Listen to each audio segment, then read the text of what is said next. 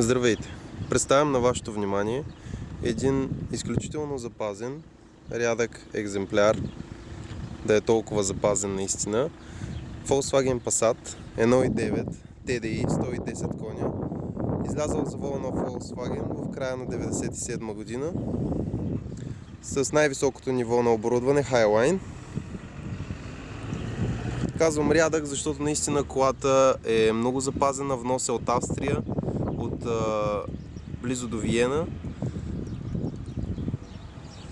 Колата визуално и технически е в едно много добро до почти безупречно състояние. Сега ще започнем с екстериорен преглед на автомобила. Както виждате, автомобилът има 4 еднакви леки джанти, 15 маркови. Автомобилът е с чисто нови спирачни дискове и предни накладки, също сменяни, така че това като разход ви отпада. Автомобилът е с чисто нови ледни гуми. Те са 4 еднакви с размер 205 на 60-15 Вредещайн. По автомобила, по окачването са сменяни, както виждате, носач горен и долните носачи също са сменяни. Автомобилът е в абсолютно стегнато състояние като возия, но нека да поговорим за екстериора първо. Тук имаме лека забележка, има леко надрано, виждате го, напълно нормално за годините, но нищо фрапантно от тази страна. Ето и задните гуми, да видите същата марка с страхотен грайфер. Имат поне за още няколко сезона каране. Реално са си почти нови гуми.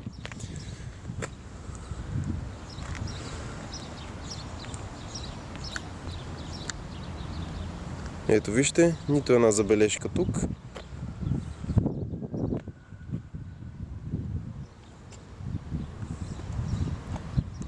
Въпреки че от Австрия колата няма абсолютно никакви ръжди, даже няма и започнал процес на ръждясване.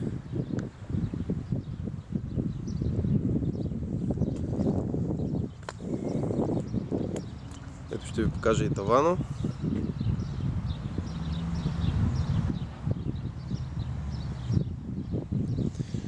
Сега, единствената забележка визуално, така по-фрапираща, е на този заден калник, където, ето виждате тук, има леко ожулено. Не е нещо така, което е супер фрапиращо, но все пак е нещо, което трябва да се каже и което се забелязва. Тази забележка мога да ви предложа да бъде отстранена срещу 100 лева от горната цена, плюс горната цена всъщност, то допълнителна услуга, за да стане наистина автомобилът перфектен.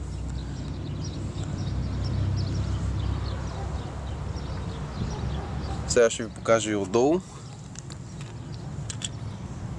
Автомобилът няма никакви ръжди по праговете, няма сериозни натискания, удари отдолу.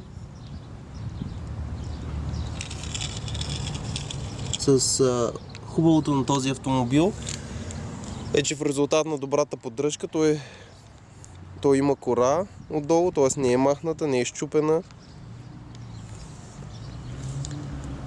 Ето вижте и другия преден диск, също чисто нов, с чисто нова накладка и почти чисто нови гуми, както казах. Ето сега и тук ще надникнем да видите кората. Няма висящи кори.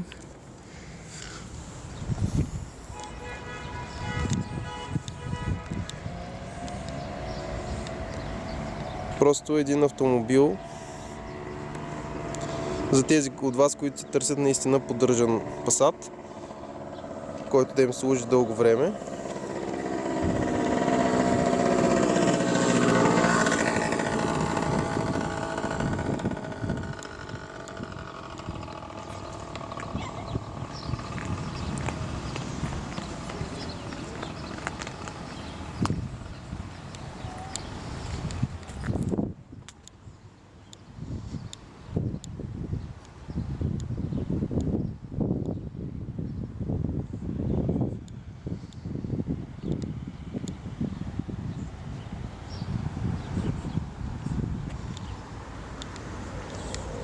Няма клатещи се елементи, няма липсващи пластмаси. Всичко е тук.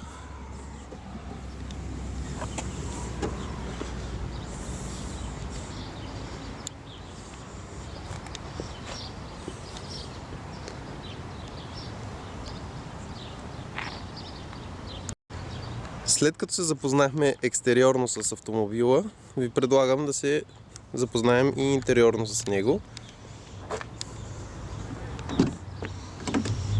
Вратите всичките се отварят много леко и се затварят със същата лекота.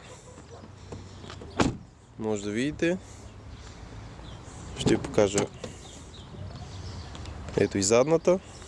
Нямаме ръжди тук долу. По праговете. Абсолютно перфектен черен металик. Така, да се запознаем с интериора. Както казах, колата е Highline с кожи на вратите и с кожен плюс велур салон. Както виждате, въпреки че е на 17-18 години, колата няма никакво износване тук, където често е скъсано. Дори кожата изглежда в едно много добро състояние, без да е боядисана допълнително. Има си подлакътник. Сега ще покажа и таблото.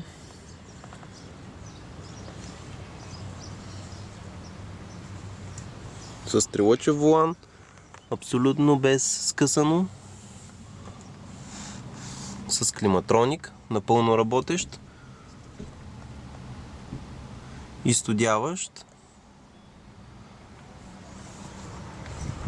без нужда от допълване в момента. Може да видите и педалите с минимално износване и почти никакво на съединителя. Това показва, може да ви покажа, че колата наистина не е карана много.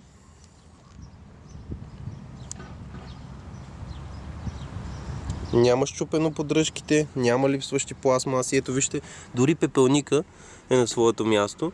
Нещо, което много рядко в тия коли остава след толкова години. Задната седалка, естествено и тя е в перфектно състояние. Има си подлакътник.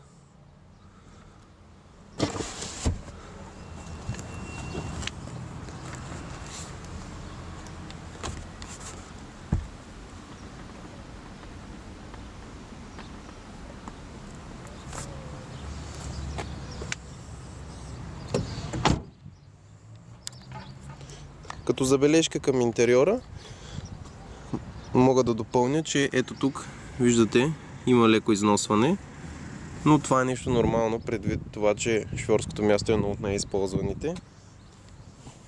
Нека да влезем и вътре. Друга забележка към интериора е скоростния лост, че тук кожата, която е, както виждате, леко износена. Това са все проблеми. При ръчната няма такъв проблем. Това са все проблеми, които се решават лесно и не са нещо, което да ви притесняват при избора на автомобил. Понеже е Highline, нека да започнем с неговите X3. Значи имаме 4 напълно работещи L стъкла. Имаме L огледала от тук. Сега ще ви покажа. Само да дадем на контакт.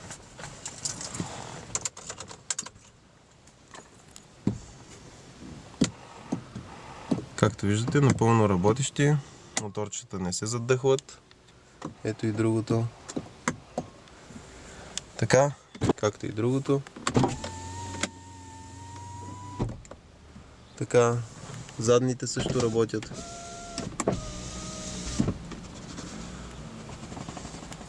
Друго като X3, автомобилът разполага с темпомат, който работи, изпробване. Автомобилът разполага и с борд компютър, който се управлява от това лошче тук. С тук сменяме функциите, от тук също и рестартираме. Сега да запалям автомобила. Както виждате, подгрева се изгасва. Автомобилът пали мигновено, дори и при студено стартиране. В момента автомобилът показва 185 000 км по борд. По сервизна книжка, за съжаление, последните данни са от 2003 година. Тогава е бил на 98 000 км, така че ако логично продължим пробега, би трябвало в момента да е на едни 250 до 300 000 км. Имайки предвид как изглежда интериора, смея да твърдя, че това са едни реални километри, които пък означават, че колата има още много какво да покаже, какво да даде на новия собственик. Както виждате, няма клатене на обороти, няма някакво... Спокойно колата си покачва оборотите, върви добре. Проверена е в сервисна диагностика, турбото прави 0,9 бара, не пренадува, не прави пикове. Горивното впръскване също е на много добро ниво. Въобще няма проблеми с работата на мотора. Няма течове на масло към момента. Климатроника показва температурата. Можем да усилваме, да намаляме, да сменяме градусите, както виждате, както и да променяме откъде точно искаме да идва студеното. Показва ни външна температура и вътрешна температура в автомобила, която искам да постигнем. Имаме ауторежим, всички бутони са налични и наистина е хладно вече. Така. Друго, което ще ви покажа, интересно за автомобила като екстра, е подгревът на седалките, който има 5 степени и всичките степени работят. Интересното е, че имаме още една тук. Това е за пасажирската вдясно и тя е с подгрев и нейният подгрев работи перфектно. Тук поставката за чаши не е счупена, изважда се. Жабката също работеща перфектно. Тук нямаме счупени клапи, както виждате, регулират се. Тези също. Този бутон също работи. Всички електрически системи на автомобила работят. Фарове, стопове, мигачи. Ето и отзад отново да ви покажа салона. Ръчната спирачка държи. Така. Както виждате, сме на неутрална в момента. Скоростите влизат изключително лесно. Без каквото и да е усилие. Ето, виждате, изключително стегнато. Просто автомобилът се чувства страшно стегнат и при шофиране. Ходовата част е перфектна, смея да твърдя. Почти като на нов автомобил усещането, когато го шофирате. Съединителя не буксува, няма претрисания при потегляне, дори по нагорнища. Няма някакви дефекти по таблото.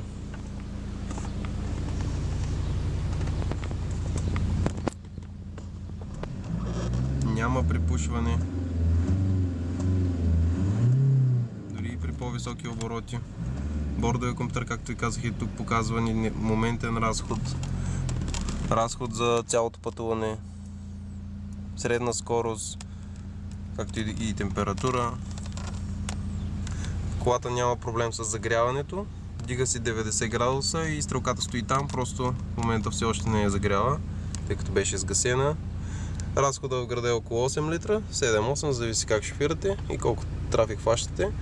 Извън града 6 някъде, между 5 и 6, разбира се, зависи от шофирането ви. Напълно нормален разход за този мотор. Разполага с airbag във волана, в седалките, няма грешки по таблото за airbag-ите. Ще отида да ви покажа и багажника.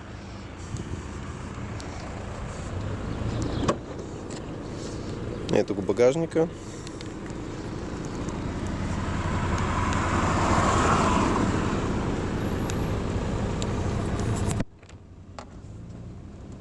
Има си резервна гума с крик. Резервната гума е с нова гума. Тук отдолу нямаме заварки, ръжди и въобще някакво намеса или нещо показващо катастрофи, сериозни отзад. Багажника се затваря без никакъв проблем. Ето да седнем отзад.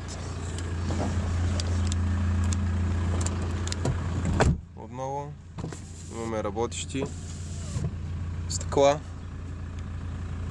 както и тук. Още едно много добро хайлайн изпълнение. Удоволствие да се стои на този запазен кожен салон.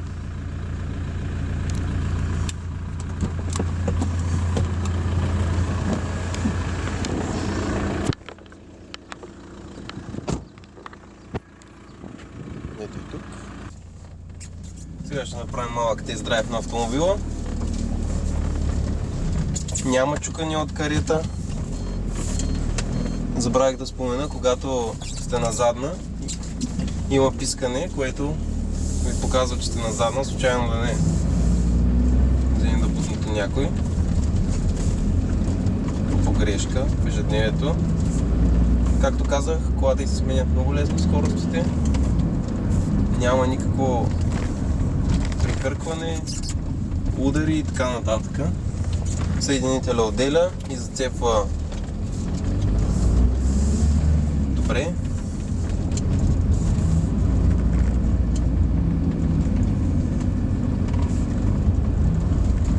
Няма шумове от рейката, от волана.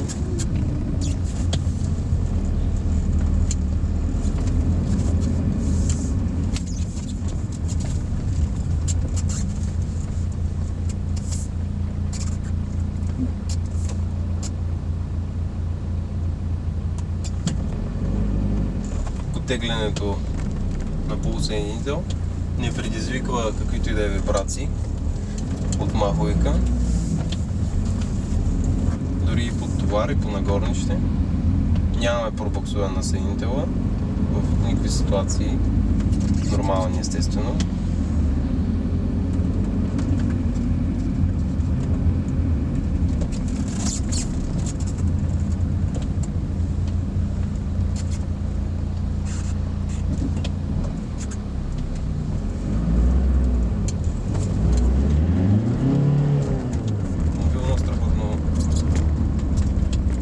Добра динамика, 110 коня и 1400 килограма кола.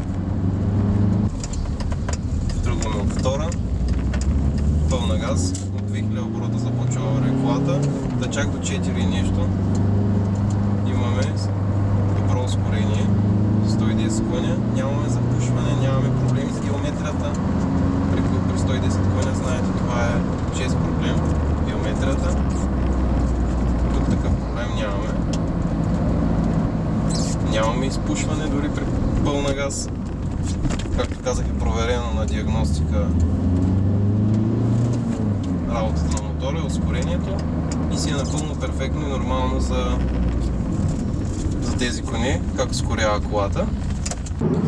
Представих ви Volkswagen Passat 97 година, 1.9, 110 конски сили, кола в топ състояние за своите години, кола, която трудно ще намерите с това оборудване, в този цвят, с този екстериор и интериор и толкова технически изправна в момента на пазара изобщо. Тази кола не е за тези, които търсят ефтина кола, ефтин Passat. Това е кола за хора, които търсят просто Passat, който да изглежда добре, който да им служи дълго напред и хора, които са склонни да дадат малко повече, но наистина да получите една страхотна основа. Една кола, която дори и в бъдеще ще запази своята цена и кола, в която си струва всъщност, струва си да поддържаме.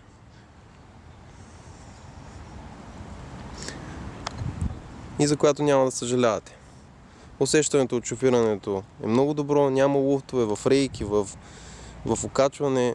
Просто е като на нов автомобил, много се доближава до нов, предвид годините, на които е колата. Така че това е за кола за тези, които просто търсят един здрав, хубав Passat в този готин черен металик, с този готин Highline пакет.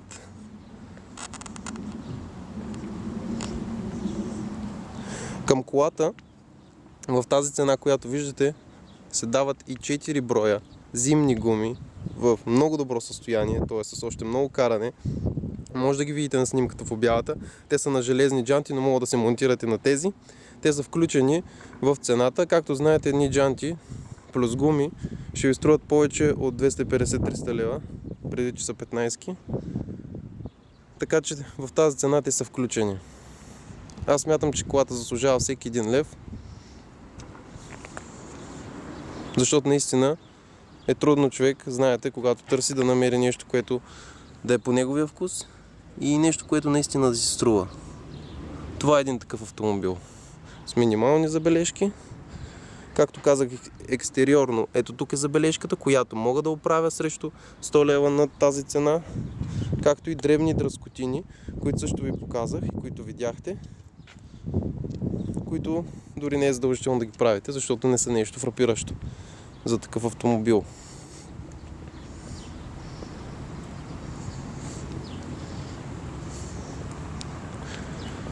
Благодаря ви за вниманието и заповядайте на оглед на автомобила. Много ви моля само за сериозни обаждания и за хора, които наистина търсят една добра кола.